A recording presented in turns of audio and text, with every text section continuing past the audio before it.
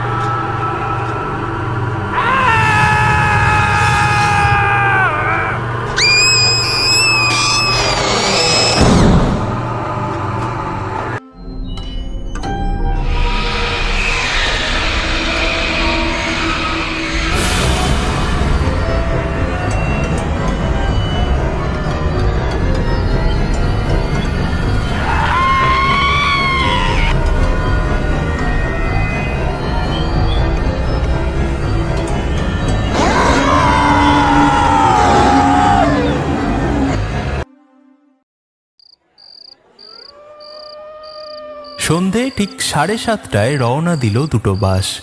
পুরোহিত মশাই বাসের চাকায় গঙ্গা জল ছিটিয়ে দিলেন। এ যা জিনিস ছিটিয়ে দিলাম না, আর কারোর বাপের সাত দিনেই তোমার অনুমতি ছাড়া বাসের ভেতরে ঢোকে।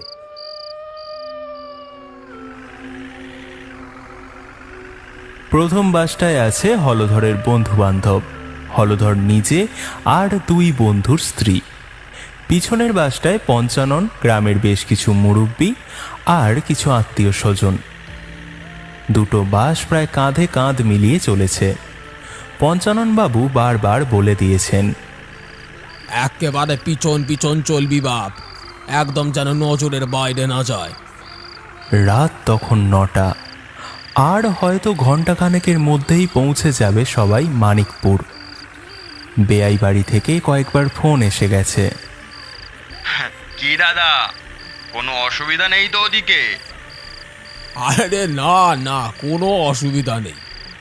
বরযাত্রীর বাসে জোরে গান বাজছে, ছেলে ছোকরারা মাতিয়ে রেখেছে, মেয়েদের হাসি রোলও শোনা যাচ্ছে। পঞ্চানন বাবু একবার ঘাড় ঘুরিয়ে জানালা দিয়ে দেখলেন কেউসা নদী শুরু হয়ে গেছে।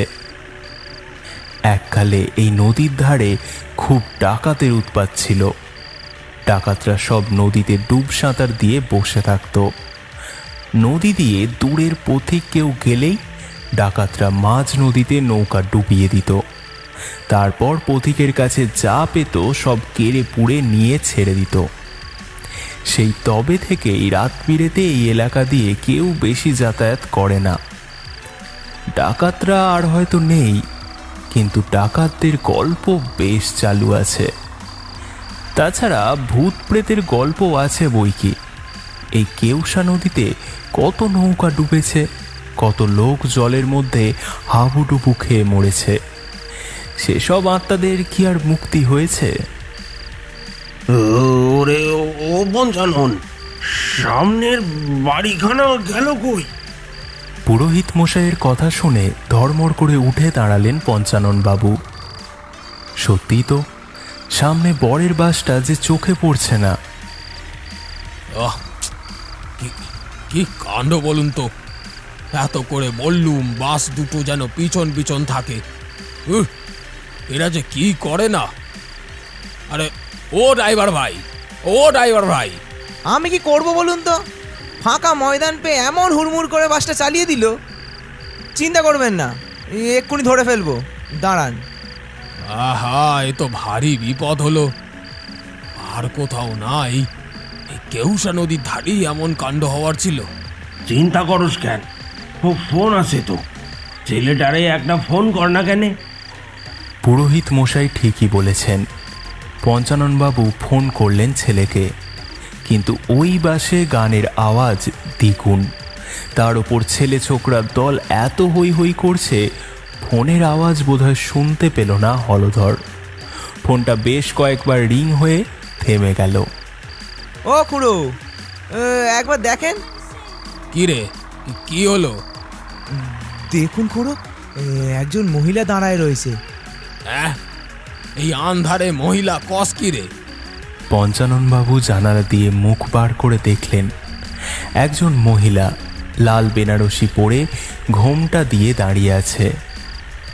ঘোমটার ফাঁক দিয়ে যেটুকু দেখা যাচ্ছে তাতে তো বেশ সম্ভ্রান্ত ঘরের গৃহবধূ বলেই মনে হচ্ছে। গা ভর্তি গয়না পরে এরকম আঁধার রাতে কেউসা নদীর ধারে কোনো মহিলা দাঁড়িয়ে আছে।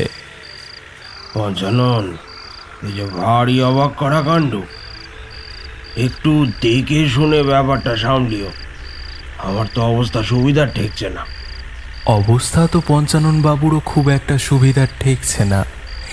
এ মেয়ে ডাকাতের চরও হতে পারে, আবার পেতনিও হতে পারে। কিন্তু তাই বলে একজন স্ত্রীলোক এইরকম রাত্রে রাস্তার মাঝখানে দাঁড়িয়ে আছে দেখেও তিনি গাড়ি থামাবেন না? এই কীরকম অসভ্যতামি! বাসটা একটু থামাও তো ড্রাইভার ভাই, ব্যাপারটা একটু দেখতে দাও। দেখো পঞ্চানন, বাস থেকে নেমো না জানো? পঞ্চাননবাবু ঘাড় নেড়ে সম্মতি জানিয়ে জানালা দিয়ে গলা বার করেই বললেন, কে মা তুমি? দেখে তো বেশ সম্ভ্রান্ত ঘরের গৃহবধূ বলেই মনে হচ্ছে। এমন রাত্রে মাঝ রাস্তায় দাঁড়িয়ে আছো কেন মা? আগে আমার উনি এইখানে দাঁড়াতে বললেন। পঞ্চাননবাবু চমকে উঠলেন। হলধরের বাসে তার কিছু বন্ধু বান্ধব সস্ত্রীক এসেছে। সকলেরই নতুন বিয়ে, অত মুখ চেনেন না কারো। কে জানে, আজকালকার ছেলেদের তো দায়িত্ব জ্ঞান বলে কিচ্ছুটি নেই। হয়তো কোনো কারণে বাস থেকে নামার দরকার হয়েছিল, আর তারপর হই হইয়ের চোটে স্ত্রীকে রেখেই রওনা দিয়েছে। পঞ্চাননবাবু ছেলে আর ছেলের বন্ধুদের নামে সাপ সাপান্ত করতে করতে দরজা খুলে দিলেন। কি কাণ্ড বল দেখিনি, ছেলেগুলোর কোনো কাণ্ড জ্ঞান নেই। এদের সংসার ধর্ম করাই উচিত না। এসো এসো মা, ভেতরে এসো। মেয়েটি আস্তে আস্তে উঠে এলো পাশে। পিছনের সারিতে কিছু মহিলা ছিলেন, পঞ্চাননবাবুর আত্মীয়া। মেয়েটি তাদের পাশে গিয়ে বসল। পুরোহিত মশাই ফিসফিস করে বললেন, একবার ছেলেকে ফোন করে দেখুন না, সত্যি সত্যি ওই বাস থেকে নেমেছিল তো মেয়েটি? কি আর জিজ্ঞেস করবো, ফোন টোন তো ধরার নাম গন্ধ নেই। কবে যে আক্কেল জ্ঞান হবে ছেলেগুলোর, খালি হাসি ঠাট্টা আর মস্তি পেলে কিছু চাই না এদের। বাস চলতে শুরু করলো আবার। একটু পরেই যেন আবার অন্য বাসটার হেডলাইট দেখা গেল। পঞ্চাননবাবু আশ্বস্ত হলেন, যাক, তাহলে সব ঠিকঠাকই আছে।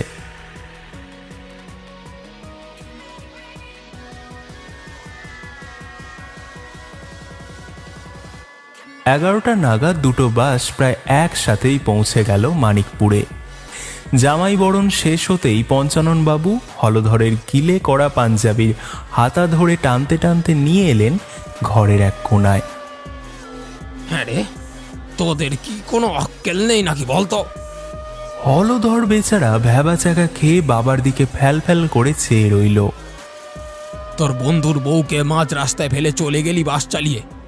আরে আপদ, নিজেও তো বিয়ে করতে যাচ্ছিস, তোর নিজের বউয়ের সাথেও কি এই ব্যাপারটাই করবি? তাহলে তো বউমাকে তোর সাথে কোথাও পাঠাতে হলে আমাকে 10 বার ভাবতে হবে। কি সব বলছেন বাবা? কাকে ফেলে এসেছি রাস্তায়? আমাদের বাস তো রাস্তায় কোথাও দাঁড়ায়নি। আমার বন্ধু আর তাদের বউরা তো বাসেই ছিল। আপনি জিজ্ঞাসা করুন ওদের। পঞ্চাননবাবু ছেলের মুখের দিকে তাকালেন। না, ছেলে মিথ্যে কথা বলছে বলে মনে তো হচ্ছে না। ছেলের বন্ধুগুলো দূরে বসে হাহা হিহি করছে। তাদের দেখেও তো মনে হচ্ছে না এরকম কোনো অপকর্ম করেছে বলে। পঞ্চাননবাবু গম্ভীর মুখে ছেলের হাত ছেড়ে যেদিকে তার আত্মীয়ারা ছিলেন সেদিকটায় গেলেন। না, সেই কম বয়সী বধূটির দেখা তো পাইলেন না।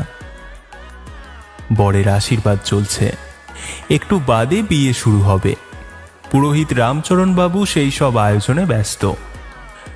পঞ্চাননবাবু হাতে শরবতের গ্লাস নিয়ে বিবাহ মণ্ডপের চারিদিকে ঘুরে বেড়ালেন, কিন্তু সেই মহিলাকে আর কোথাও খুঁজে পেলেন না।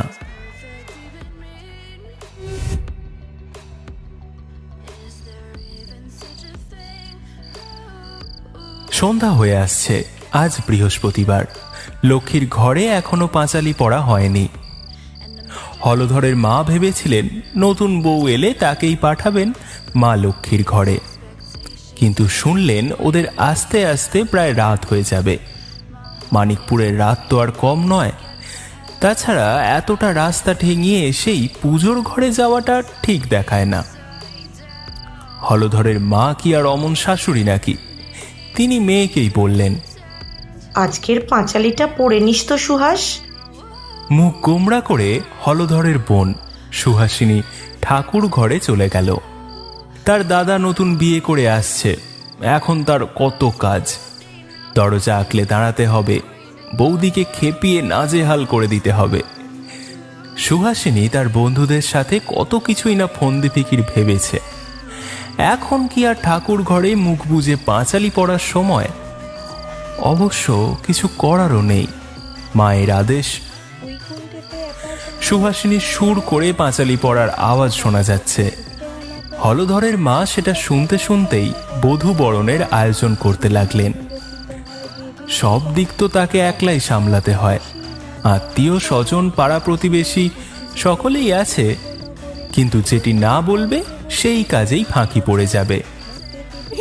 পাড়ার একটি ছেলে খবর দিল বাস গোরখপুরে ঢুকে গেছে, আর আধ ঘন্টার মধ্যেই চলে আসবে। সময় যত কাছে আসছে হলধরের মায়ের বুকের ভেতর ধুকপুকুনি পারছে। হে ভগবান, কোনো ত্রুটি যেন না থাকে, তুমি দেখো ঠাকুর। হঠাৎ হলধরের মায়ের চোখে পড়ল বউ এসে চরণ রাখবে সেই লাল পাড় সাদা কাপড়খানা নেই কোথাও। ও সুহাস, সুহাস, এ কি কাণ্ড রে! হলধরের মা বাড়ি মাথায় করলেন। ওদিকে বাড়ির দোরগোড়ায় গাড়ির হর্ন শোনা গেল। ওই ওই ওই ওই দেখো, দেখো দেখি ওরা এসে গেল। কি কাণ্ড বলো তো! শাঁখ বেজে উঠল, মেয়েরা উলু দিতে লাগলো।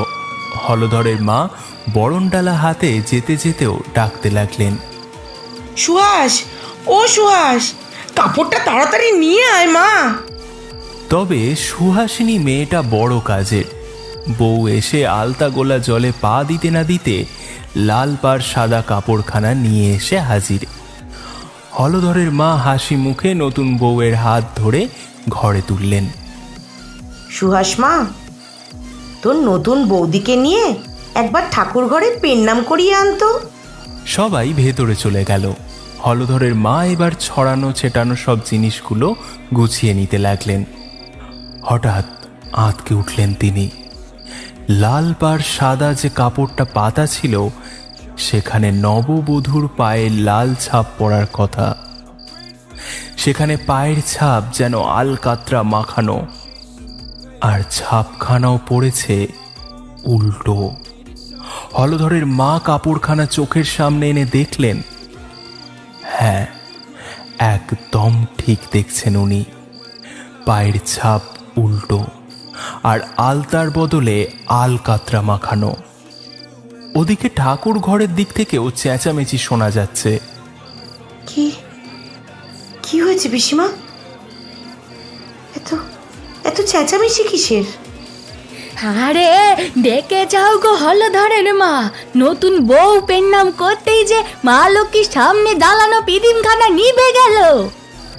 বুকখানা কেঁপে উঠল হলধরের মায়ের। কর্তায় কাকে নিয়ে এলেন বৌমা করে? সেই লাল পাড় সাদা কাপড়খানা নিয়ে তিনি দৌড়ে গেলেন পঞ্চানন বাবুর কাছে। পঞ্চানন বাবু তখন সব আত্মীয়দের সঙ্গে বউ ভাতের শেষ তোড়জোড় করছেন। এমন সময় বাড়ির মেয়েদের উপস্থিতি তিনি মোটে পছন্দ করেন না, কিন্তু আর যে হলধরের মায়ের কোনো উপায় নেই। তিনি লজ্জার মাথা খেয়ে এক হাত পুরুষের মাঝখানে স্বামীকে ইশারা করলেন। তাতেও কাজ না হওয়ায় তাকে ডেকে নিয়ে গেলেন পাশে। এসব কি কাণ্ড গিন্নি, তোমার কি মাথাখানা গেছে? ছেলের বিয়ে দিয়েছ, বাড়িতে নতুন বউ এসেছে, আর তুমি এমন আমার হাত ধরে টানাটানি করছো? সদ্য সদ্য ছেলের বিয়ে দিয়ে পঞ্চানন বাবুর মনেও খানিকটা পুলক জেগেছে বইকি, কিন্তু এইসব রঙ্গরসিকতায় এখন আর এতটুকু মন নেই হলধরের মার। তিনি মুখ ঝামটা দিয়ে বলে উঠলেন, এ তুমি কাকে ঘরের বউ করে নিয়ে এলে গো? এসব আবার কি কথা গিন্নি? তুমি তো কোনোদিন এরকম ছিলে না। নতুন বউ বাড়িতে এসেছে, হয়তো কিছু ভুল করে ফেলেছে, তাই বলে তুমি তাকে এত বড় কথা বলবে? তাই নাকি? এই দেখো, কি বলবে এবার তুমি? এ মেয়ে কোনো সাধারণ মেয়ে নয়, এ কোনো প্রেতাত্মা। না হলে এরকম উল্টো পায়ের ছাপ কখনো পড়ে? মা লক্ষ্মীর সামনের পিদিমখানি সেটা পর্যন্ত নিভে গেছে। না, তোমার দেখছি সত্যি মাথাটা গেছে। শুনেছিলাম বটে, ছেলের বিয়ে দিলে মায়েদের বুকটা ফাঁকা হয়ে যায়। নতুন বউ সম্পর্কে ধারণা হয় কোলের ছেলেটাকে বুঝি কেড়ে নিল।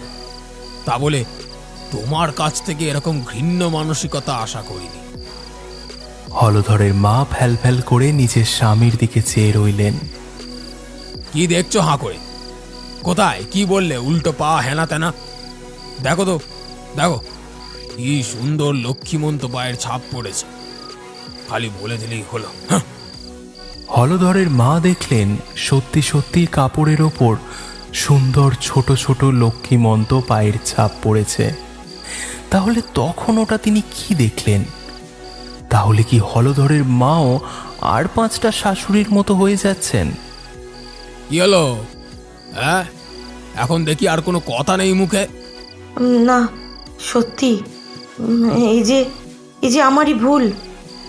কি জানি কি দেখলাম তখন, কিন্তু পিদিমখানা যে নিভে গেল ঠাকুর ঘরে। আরে ও হয়তো হাওয়ায় নিভে গেছে। হলধরের মা দেখলেন কোথাও গাছের একটা পাতাও নড়ছে না।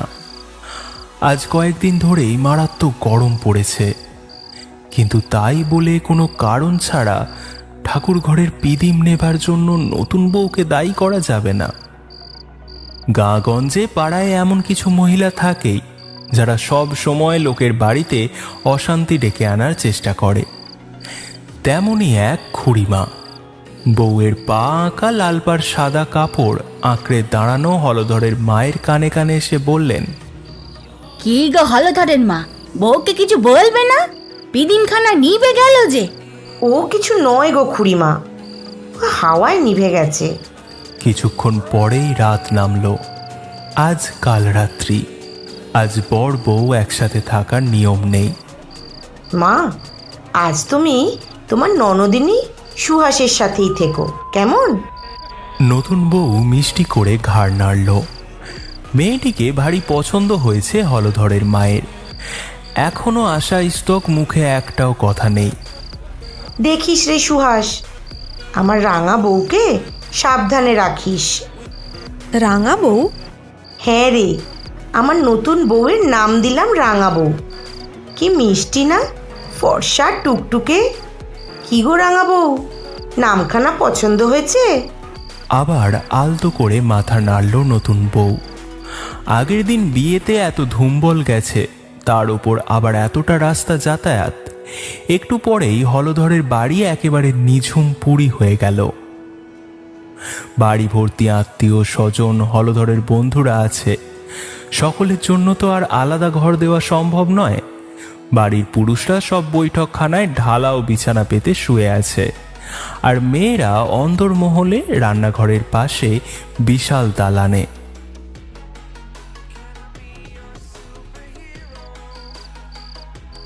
রাত তখন কত হবে কে জানে। মনে হলো রান্নাঘরের পাশের দালানে কিছুর একটা শব্দ হচ্ছে। বারান্দায় যে বিছানা পাতা ছিল তার একেবারে কোণের দিকে হলধরের বন্ধুর এক বউ শুয়েছিল। সেই মেয়েটিরও মাস 2 হয়েছে বিয়ে হয়েছে। এ বাড়িতে এর আগে সে কোনো দিন আসেনি। অচেনা জায়গায় অচেনা পরিবেশে সেইভাবে ঘুম হচ্ছিল না।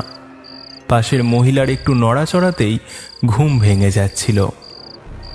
হঠাৎ মেয়েটির নাকে কেমন একটা বোটকা গন্ধ পেল। নাক কুচকে চূড়ান্ত অস্বস্তি নিয়ে চোখ খুলেই চমকে উঠল। লাল বেনারসি পরে এক মহিলা তার উপর ঝুঁকে আছে। মেয়েটির এক গা গয়না, বড় বড় সীতাহার দুলতে দুলতে এসে তার মাথায় লাগছে। মেয়েটি ভয় পেয়ে চিৎকার করতে যাচ্ছিল, কিন্তু তার আগেই সেই লাল বেনারসি পরা মহিলা সজোরে তার মুখ চেপে দিল। ভয়ে মেয়েটির 2 চোখ বিস্ফারিত, কিন্তু মুখ দিয়ে কোনো আওয়াজ বের হলো না। লাল বেনারসি পরা মেয়েটি এবার হলধরের বন্ধুর বউকে পাঁজা কোলা করে তুলে নিয়ে চলে গেল।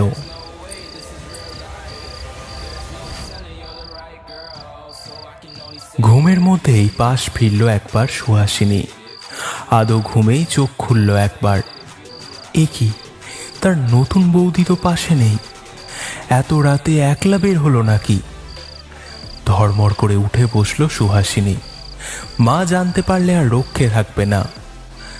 তাড়াতাড়ি উঠতে গিয়ে দেখল, না, ওই তো জানালার কাছে দাঁড়িয়ে আছে তার নতুন বৌদি। সুহাসিনী মনে মনে বলল, আহারে, নতুন জায়গায় বোধহয় ঘুম আসছে না, বাপের বাড়ির কথা মনে পড়ছে, তাই বোধহয় দাঁড়িয়ে আছে জানলার দিকে। থাক, যেমন আছে থাক, আর ডাকার দরকার নেই। সুহাসিনী আবার শুয়ে পড়ল, কিন্তু একটা খটকা লাগলো মনে। বৌদি বেনারসি পরে দাঁড়িয়ে আছে কেন? শোয়ার আগে তো সুহাসিনী আর মা দুজনে মিলে নতুন বৌদির বেনারসি খুলে নতুন সুতির শাড়ি পরিয়ে দিয়েছিল।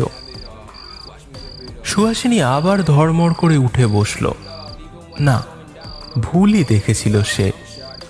বৌদি তো সুতির শাড়ি পরে দাঁড়িয়ে আছে। ঘুমের মধ্যে কি যে দেখেছে তার ঠিক নেই। আবার পাশ ফিরে শুয়ে পড়ল সে।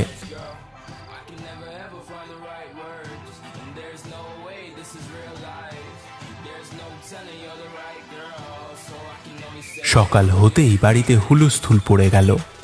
হলধরের এক বন্ধুর বউকে খুঁজে পাওয়া যাচ্ছে না। বন্ধুটি শহরে থাকে, তাই সবাই প্রথমটায় ভেবেছিল হয়তো গ্রামের পরিবেশ ভালো লেগে গেছে, তাই একা একাই ভোরবেলা গ্রাম দেখতে বেরিয়ে গেছে। আজ হলধরের বউ ভাত, সকাল থেকে কত রকমের কাজ। কিছুক্ষণের জন্য মেয়েটিকে খোঁজাখুঁজিও বিশেষ করা হয়নি। তারপর বেলা বাড়তেও যখন বউ ফিরল না, তখন হলধরের সেই বন্ধুটি রীতিমতো শোরগোল ফেলে দিল। কোথায় গেল বলতো?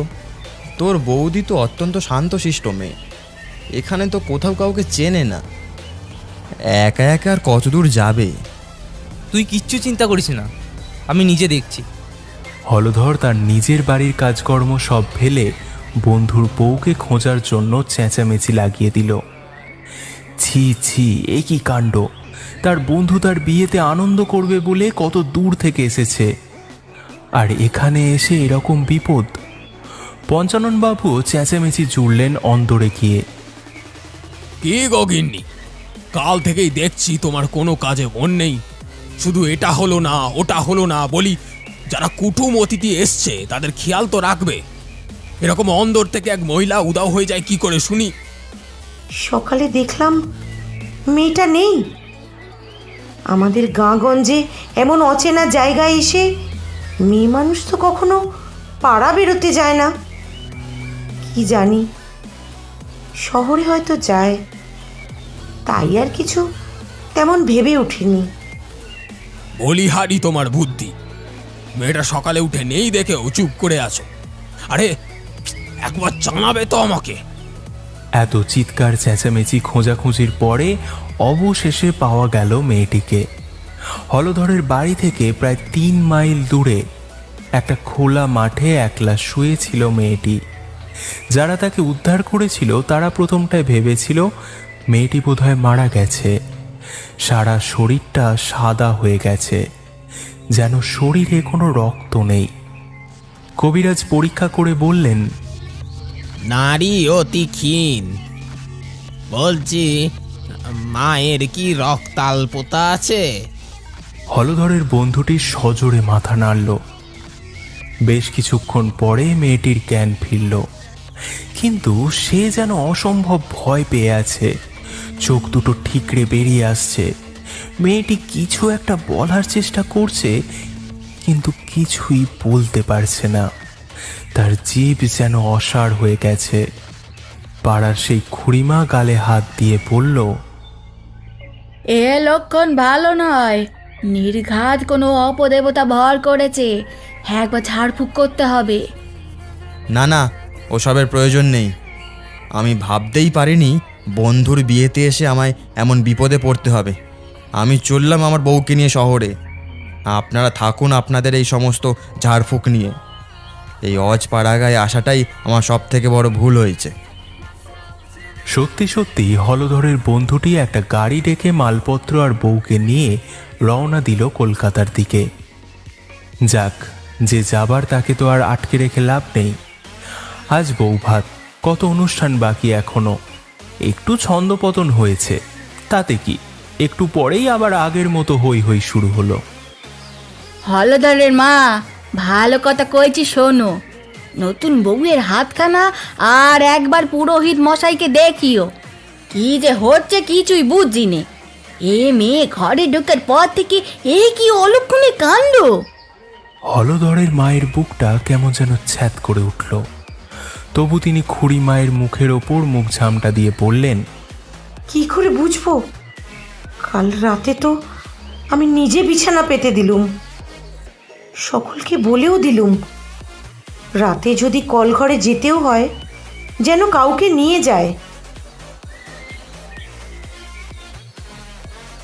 আচ্ছা, একটা কথা বলেন তো আপনি, ও মেয়ে রাত বিরেতে বাইরে বেরিয়ে কোন অপদেবতার পাল্লায় পড়ল, আর আপনি দোষ দিচ্ছেন কিনা আমার বউয়ের? আমাদের রাঙা বউয়ের মুখখানা দেখেছেন কিরকম লক্ষ্মীমন্ত? ওসব কথা আমার সামনে একদম বলবেন না। পাড়ার খুড়িমা মুখ বেঁকিয়ে চুপ করে গেলেন। সারা বাড়ি আবার আনন্দের জোয়ারে গা ভাসালো। রাতের বেলা নতুন বউয়ের আত্মীয় স্বজন এলো, মা বাবা এলেন, সবার মুখেই যেন আনন্দের জোয়ার, শুধু একজনকে বাদ দিয়ে। দেখো মা, বৌদি যেন কেমন। কেন, তুই আবার কি দেখলি নতুন বউয়ের মধ্যে? কাল রাতে মন খারাপ করে জানলার শিক ধরে দাঁড়িয়েছিল, আর আজ দেখো বাপের ঘর থেকে লোকজন এসেছে, মা এসেছে, অথচ মেয়ের কোনো তাপ উত্তাপ নেই। সেটা অবশ্য হলধরের মাও লক্ষ্য করেছে।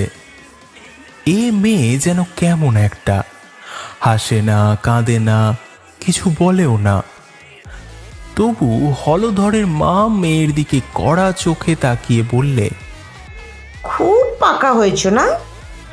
এখনই একেবারে পাকা গিন্নিদের মতো মেয়ে কেন হাসছে না, মেয়ে কেন কাঁদছে না, এইসব পাকা বুলি বেরিয়েছে। আর বৌদি যে সারা রাত জানলার শিক ধরে দাঁড়িয়ে রইল, তখন একটু কাছে গিয়ে মাথায় হাত বুলিয়ে দিতে পারলি না? তোকে রাখা হয়েছিল কেন রে? মায়ের কাছে ধমক খেয়ে সরে গেল সুহাসিনী। যাই হোক, সবকিছু ভালো মতোই মিটল। হলধরের মা মাথায় হাত ঠেকালেন। যাক, তাহলে সব মঙ্গল মতো মিটল। হলধর তার নতুন বউ নিয়ে ফুলশয্যার ঘরে গেল।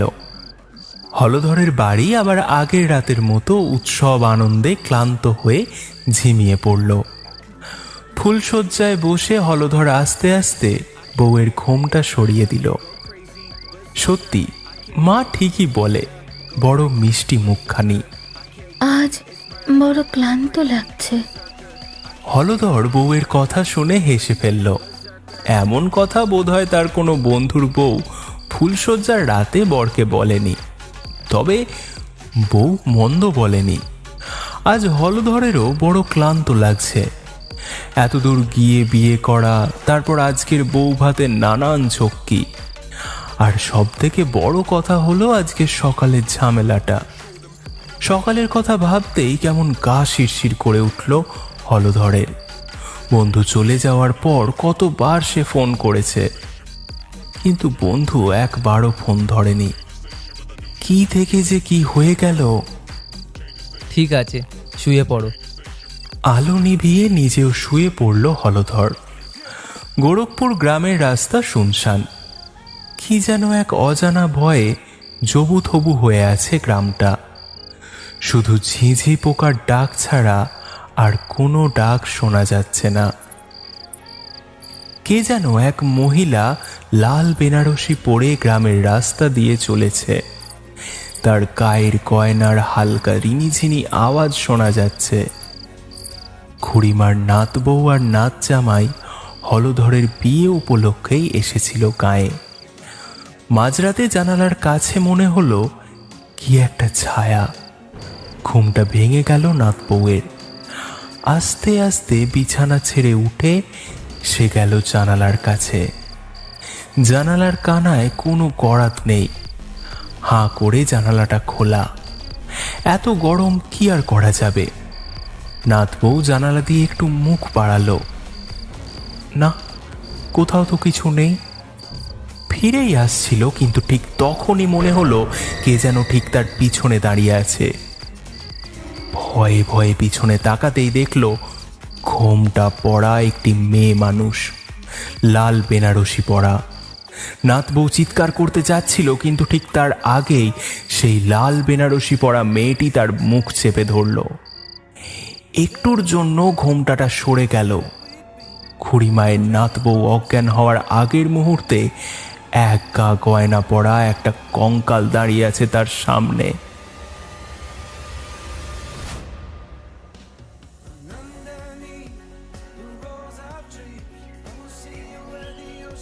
রাত প্রায় ভোর হয়ে এসেছে।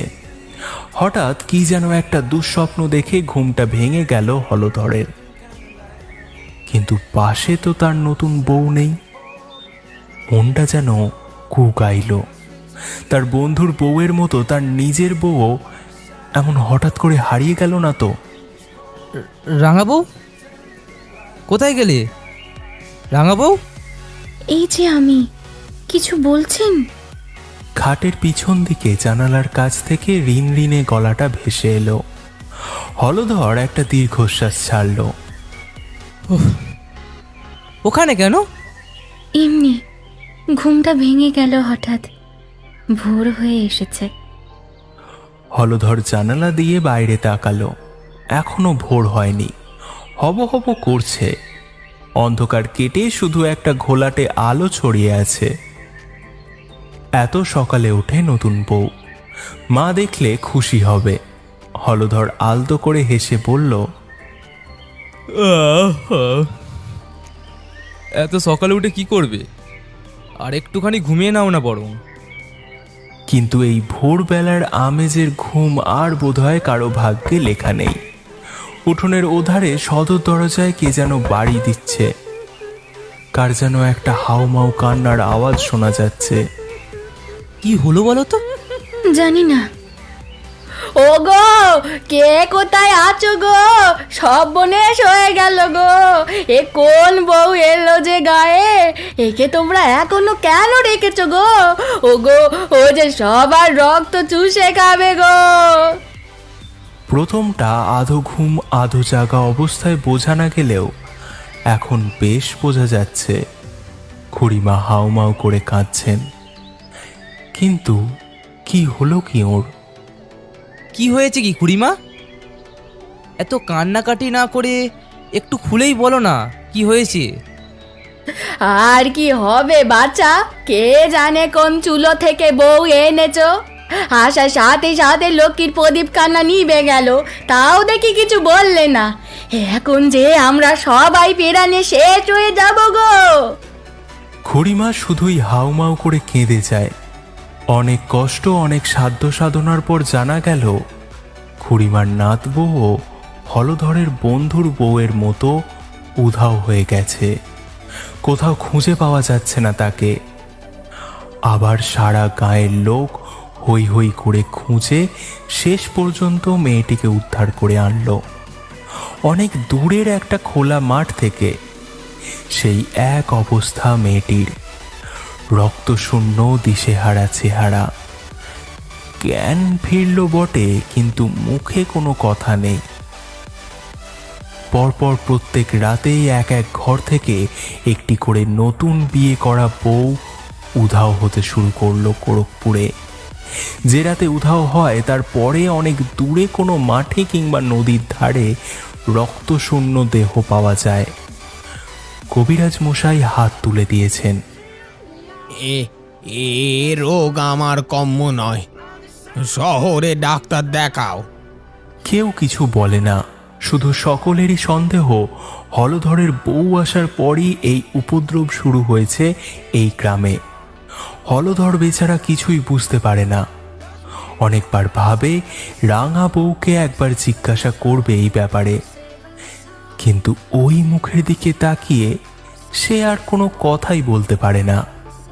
তবে রাঙা বউ তার ঋণ ঋণে গলায় হলধরকে বলে, আপনি কি আমাকে সন্দেহ করেন?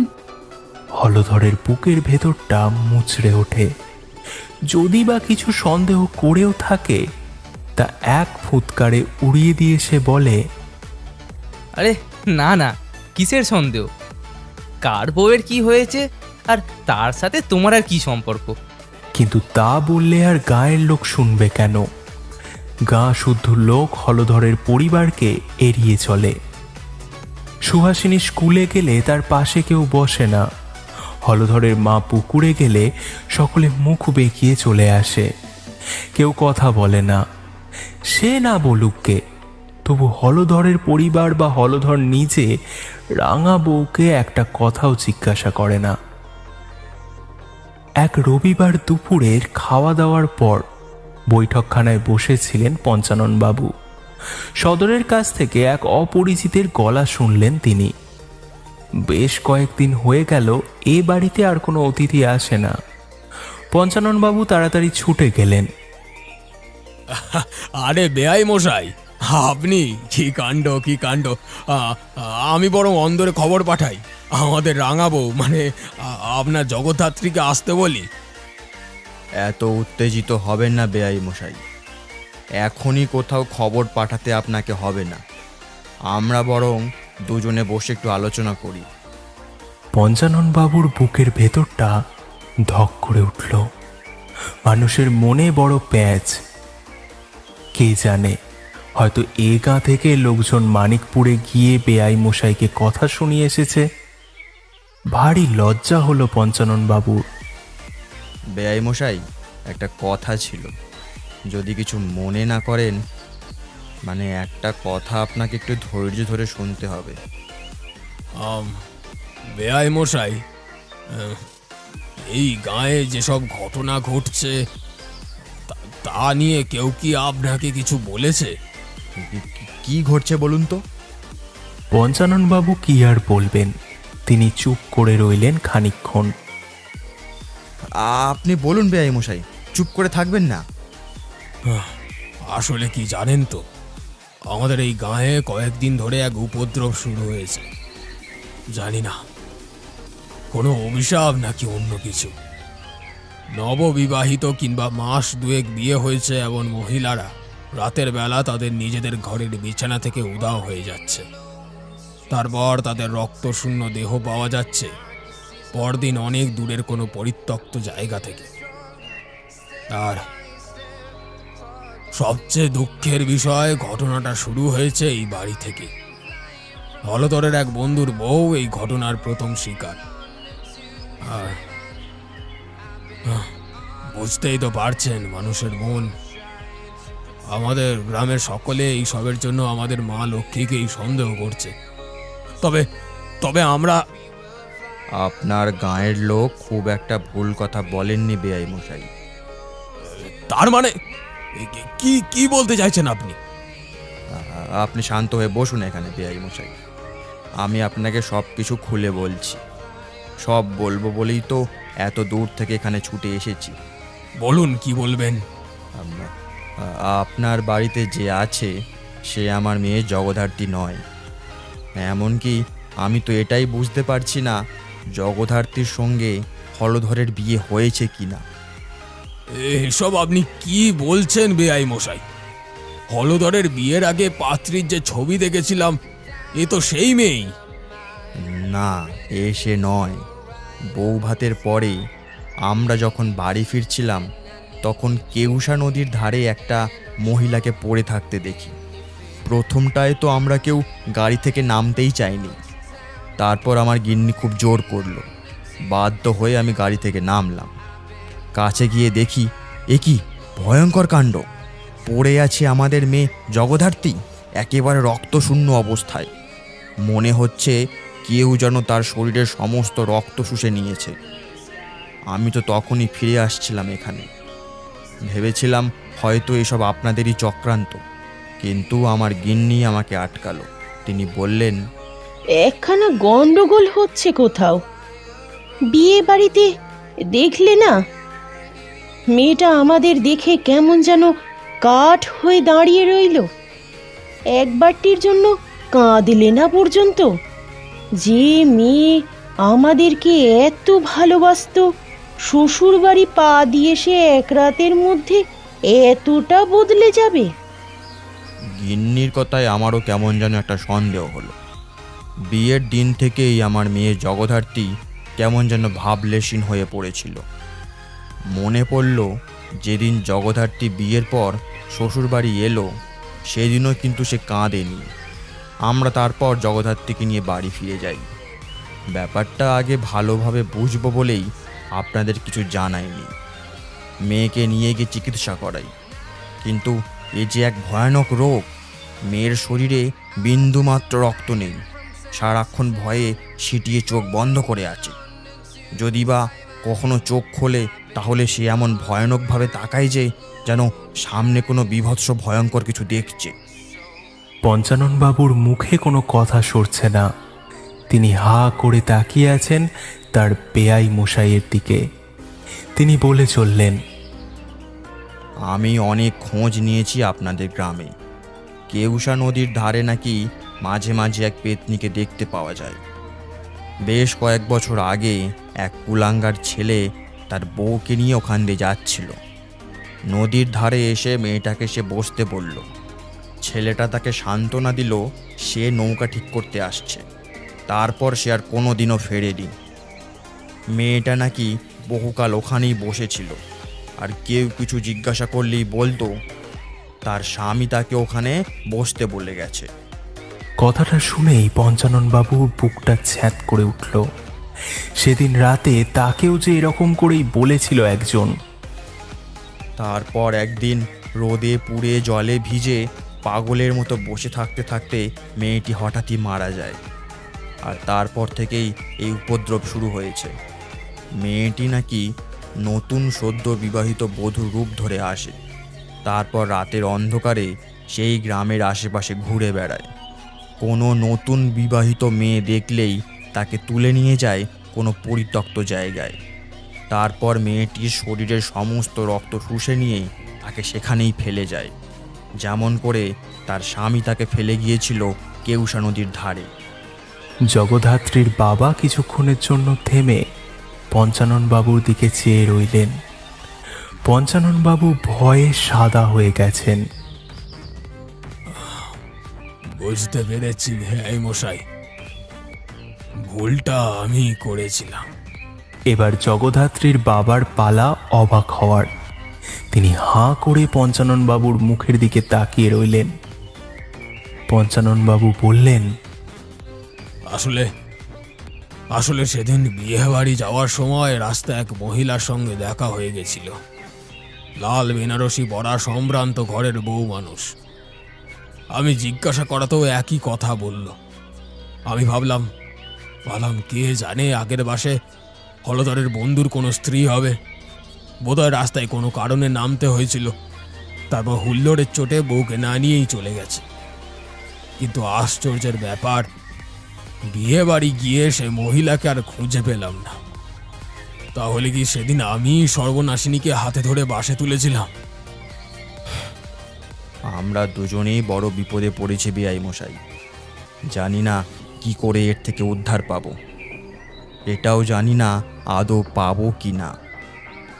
আমার মনে হয় একবার পুরোহিত মশাইয়ের সাথে কথা বলতে হবে। এই গাঁয়ে আমরা প্রায় এক ঘরে হয়ে গিয়েছি। একমাত্র পুরোহিত মশাই আমাদের উপর আস্থা রেখেছেন। তিনি নিশ্চয়ই কোনো সুবুদ্ধি দেবেন। আপনি এক্ষুনি এ সমস্ত কথা অন্দরে জানাবেন না।